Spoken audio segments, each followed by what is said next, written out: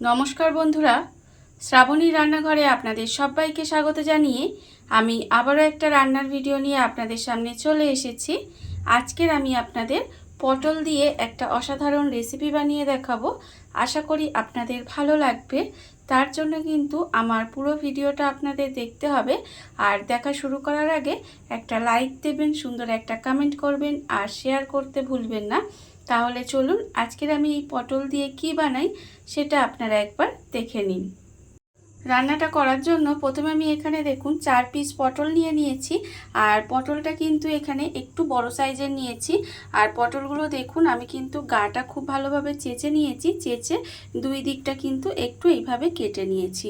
আপনারা দেখুন এইভাবে কিন্তু দুই দিকটা কেটে নিয়েছি। আর আমি রান্নার শুরুতে আপনাদের প্রতিদিনের মতো একটা কথাই বলবো যে প্লিজ আমার ভিডিওটা আপনারা টেনে টেনে দেখবেন না, পুরো ভিডিওটা দেখুন, আশা করি আপনাদের ভালোই লাগবে। এবারে দেখুন প্রথমে কিন্তু পটলগুলো খুব ভালোভাবে ধুয়ে পরিষ্কার করে রেখে দিয়েছি। এবারে পটলের গায়ে আমি কিন্তু এইভাবে একটু নুন মাখিয়ে নেব। দেখুন আমি কিন্তু এখানে আন্দাজ মতো একটু নুন দিয়ে দিলাম। আর আমি এর মধ্যে দেব দেখুন অল্প সামান্য একটু কিন্তু হলুদের গুঁড়ো। হলুদটা কিন্তু একদম অল্প সামান্য একটু পরিমাণে দিলাম, খুব বেশি কিন্তু দিইনি, সেটা আপনারা দেখতেই পাচ্ছেন। এইবারে এটাকে খুব ভালোভাবে একটু মাখিয়ে নেব।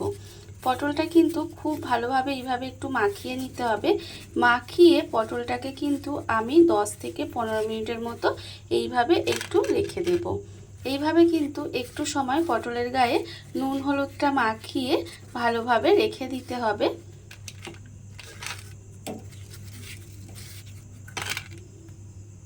পটলের মধ্যে দেখুন নুন হলুদটা মাখিয়ে কিন্তু আমি প্রায় 15 মিনিট মতো এইভাবে রেখে দিয়েছিলাম। আমার কিন্তু এখানে 15 মিনিট হয়ে গেছে। আর অন্যদিকে দেখুন গ্যাসটা অন করে আমি কিন্তু একটা কড়া বসিয়ে দিয়েছি।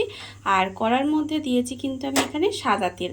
আমি কিন্তু এখানে রান্নাটা সাদা তেলেই করব, আপনারাও চেষ্টা করবেন সাদা তেলে করার। দেখুন তেলটা কিন্তু আমার এখানে গরম হয়ে গেছে।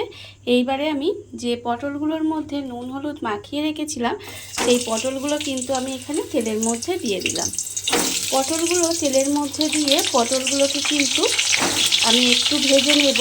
ভেজে নেব বলতে খুব ভালোভাবে কিন্তু একেবারে লাল লাল করে যে ভাজবো সেটা কিন্তু ভাজবো না, একটু হালকা করে এপিট ওপিট করে পটলগুলো কিন্তু ভালোভাবে একটু ভেজে নিতে হবে। পটলগুলো আমার এখানে দেখুন হালকা করে ভাজা হয়ে গেছে। পটলগুলো কিন্তু আমি এখানে খুব বেশি লাল লাল করে ভাজিনি, এইভাবে একটু পটলগুলোকে কিন্তু হালকা করে ভেজে নিয়েছি। এইবারে দেখুন পটলগুলো কিন্তু আমি এখানে তুলে রেখে দেবো। পটলগুলো কিন্তু আমাকে এইভাবে প্রথমে একটু তুলে রেখে দিতে হবে। পটলগুলো আমি এখানে দেখুন ভেজে কিন্তু আলাদা করে তুলে রেখে দিয়েছি। এবারে আমি ওই পটল ভাজার তেলের মধ্যেই রান্নাটা করব। আপনারা যদি মনে করেন তেলটা পাল্টেও নিতে পারেন। দেখুন এবার ওই তেলের মধ্যে খুব অল্প সামান্য একটু গোটা জিরে দিলাম। দেখে আপনারা বুঝতেই পাচ্ছেন যে আমি কিন্তু খুব বেশি গোটা জিরে দিইনি, অল্প সামান্য একটু গোটা জিরে ফোড়ন দিলাম। এইবারে আমি এর মধ্যে দিয়ে দেব দেখুন আদা বাটা। এখানে আমি প্রায় 1 চামচ মতো আদা বেটে রেখেছিলাম, সেই আদা বাটাটা কিন্তু এখানে দিয়ে দিলাম।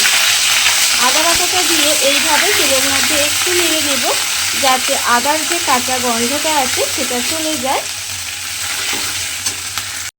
আদাটা দিয়ে দেখুন আমি কিন্তু তেলের মধ্যে একটু সময় নেড়ে নিয়েছি। এতে কি হয়েছে, আদার যে কাঁচা গন্ধটা সেটা কিন্তু চলে গেছে।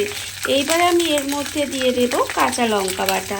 এখানে আমি 3টে কাঁচা লঙ্কা বেটে রেখেছিলাম, সেই কাঁচা লঙ্কা বাটাটা এখানে দিয়ে দিলাম। আপনারা কতটা ঝাল খাবেন সেটা বুঝে কিন্তু কাঁচা লঙ্কাটা ব্যবহার করবেন। কাঁচা লঙ্কাটা দিয়েও কিন্তু আমি এইভাবে একটু নেড়ে দিলাম। এবারে আমি এর মধ্যে দিয়ে দেব দেখুন কাজু বাদাম বাটা। এখানে কিন্তু প্রায় 10টা কাজু বাদাম আমি বেটে রেখেছিলাম, সেই কাজু বাদাম বাটাটাও কিন্তু এর মধ্যে দিয়ে দিলাম। দিয়ে এবার সমস্ত কিছু এইভাবে একটু সময় কষিয়ে নেব। আর আমি কাজু বাদাম বাটিটা ধুয়ে অল্প একটু জলও এর মধ্যে দিয়ে দিলাম, যাতে তলায় লেগে না যায়, সেই জন্য কিন্তু এই জলটা আমি একটু দিলাম। দিয়ে এইভাবে কিন্তু একটু রান্না হতে দেব। আর এই সময় কিন্তু আমি এর মধ্যে দিয়ে দেব দেখুন এখানে আমি রেখেছিলাম অল্প একটু, এটা হচ্ছে গন্ধরাজ লেবুর ওপরে যে সবুজ অংশটা সেটা কিন্তু আমি একটু গ্রেট করে রেখেছিলাম। সেই গ্রেট করা খোসাটা কিন্তু এর মধ্যে দিয়ে দিলাম। আর দেবো আমি এখানে আন্দাজ মতো নুন আর সামান্য অল্প একটু চিনি দিয়েছি। সেই নুন আর চিনিটাও কিন্তু এর মধ্যে দিয়ে দিলাম। দিয়ে এবারে খুব ভালোভাবে এটা কিন্তু একটু কষিয়ে নিতে হবে। যতক্ষণ না পর্যন্ত তেলটা ছেড়ে দেয় ততক্ষণ পর্যন্ত কিন্তু এইভাবে একটু সময় নিয়ে কষিয়ে নেব। আর এই সময় কিন্তু গ্যাসটা লোতে দিয়ে রাখবেন, যেহেতু কাজু বাদাম বাটা দেওয়া আছে তলায় লেগে যেতে পারে, সেই জন্য কিন্তু এইভাবে একটু কিন্তু কষিয়ে নিতে হবে গ্যাসটা লোতে দিয়ে।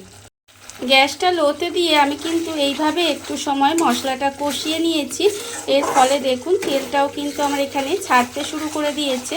যখন দেখবেন তেলটা খুব ভালোভাবে ছেড়ে দিয়েছে তখন আমি এর মধ্যে দিয়ে দেব জল। এখানে কিন্তু আমি খুব বেশি জল দেব না, 1 বাটি পরিমাণে এখানে জল দিয়ে দিলাম। দিয়ে খুব ভালোভাবে মিশিয়ে নেব। মিশিয়ে নিয়ে কিন্তু এইভাবে গ্রেভিটাকে একটু ফুটতে দিতে হবে। একটু সময় কিন্তু গ্রেভিটা এইভাবে একটু ফুটতে দেব। আর এই রান্নাটা করতে কিন্তু খুব বেশি উপকরণও লাগে না, আর খুব বেশি কিন্তু সময়ও লাগে না, খেতে কিন্তু অসাধারণ লাগে। আপনারা তো পটলের অনেক রকম রেসিপি খেয়েছেন, একবার পটলটা এইভাবে বানিয়ে দেখতে পারেন। আজকের আমি পটল দিয়ে কি বানাচ্ছি বলুন তো?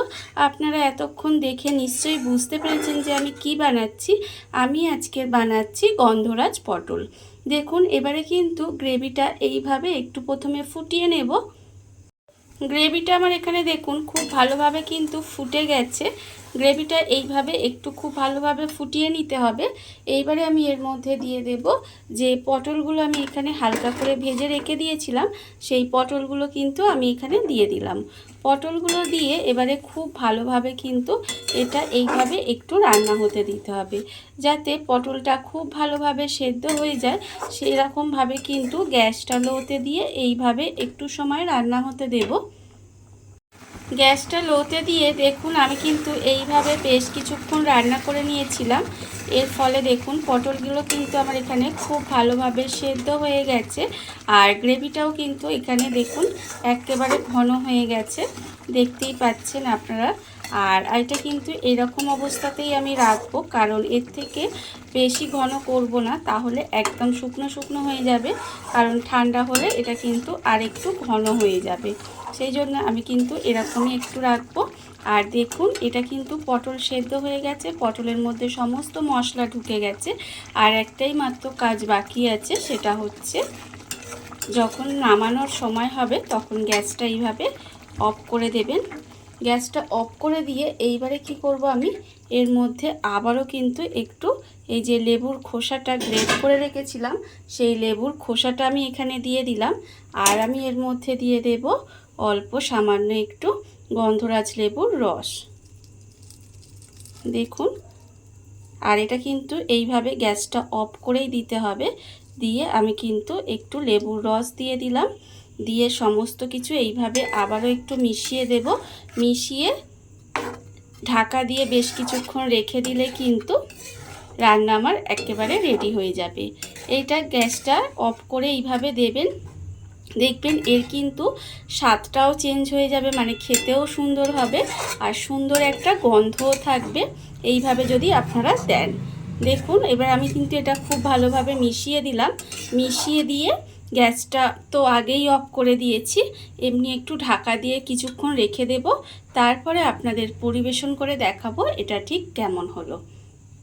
দেখুন বন্ধুরা, বাড়িতে থাকা কত অল্প উপকরণে কত অল্প সময় কত সুন্দর একটা পটলের রেসিপি বা গন্ধরাজ পটল যাই বলেন না কেন তৈরি হয়ে গেছে, আপনারা দেখতেই পেলেন।